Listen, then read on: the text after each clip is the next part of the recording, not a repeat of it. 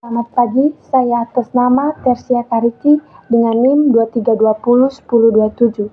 Saya mahasiswa dari Unika Santo Paulus Ruteng, Fakultas Ilmu Kesehatan, Prodi Keperawatan 2023A. Di sini saya akan menjelaskan topik tentang sampah. Yang pertama, latar belakang. Sampah merupakan permasalahan utama yang dihadapi Indonesia, terutama di kota-kota besar yang memiliki tingkat aktivitas dan kepadatan tinggi serta pembangunan infrastruktur yang pesat. Salah satu cara menghadapi permasalahan sampah di kota besar adalah memberlakukan sistem pengelolaan sampah di masyarakat dan pembangunan sarana tempat pengelolaan sampah terpadu atau TSPT. Permasalahan tentang sampah juga hal yang sangat membutuhkan perhatian khusus dari berbagai pihak dan warga sekitar, karena pada saat ini sampah masih menjadi persoalan yang mendapati kegagalan dalam penanganannya. Yang kedua, manfaat. Lingkungan lebih bersih dan sehat. Manfaat pengelolaan sampah yang utama adalah menjadikan lingkungan lebih bersih dan sehat.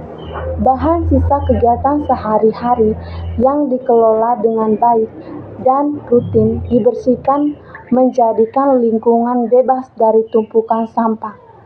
Selanjutnya, sampah juga dijadikan peluang usaha, sebab baik sampah organik dan anorganik bisa dimanfaatkan sebagai barang yang memiliki nilai guna, misalnya botol bekas, sedotan, kain, atau sampah lainnya yang bisa didaur ulang dan dijadikan kerajinan.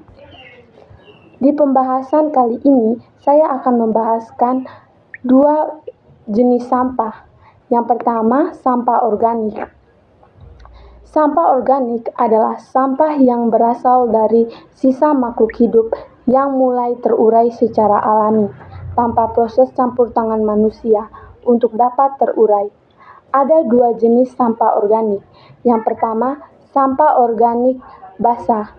Sampah yang mengandung banyak air, misalnya sisa sayuran, kulit pisang, buah yang busuk, dan daun bawang. Yang kedua, sampah organik kering.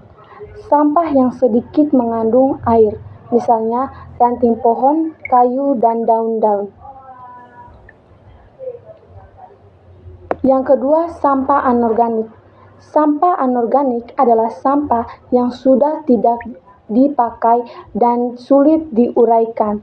Sampah anorganik yang tertimbul di tanah dapat menyebabkan pencemaran tanah karena sampah anorganik tergolong zat yang sulit terurai dan sampah ini akan tertimbul dalam waktu lama.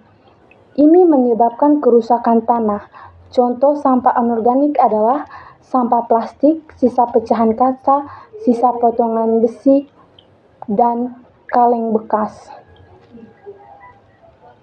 Yang berikutnya adalah dampak dari sampah.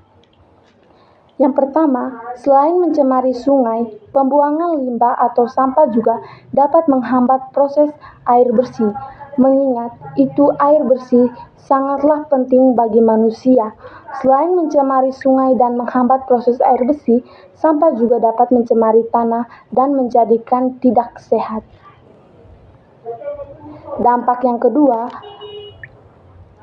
lingkungan yang kotor dan polusi sampah terhambat.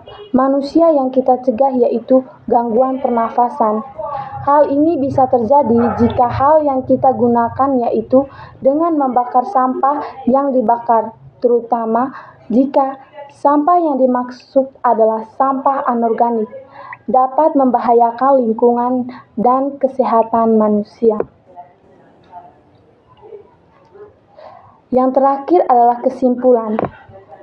Membuang sampah sembarangan akan merusak pemandangan, mendatangkan bau yang tidak sedap, mendatangkan banjir dari level rendah hingga tertinggi, mendatangkan penyakit, dan mencemari lingkungan. Maka dari itu, mulai sekarang, marilah kita membersihkan diri untuk tidak membuang sampah sembarangan tempat. Baik, sekian presentasi saya hari ini. Atas perhatiannya, saya mengucapkan terima kasih.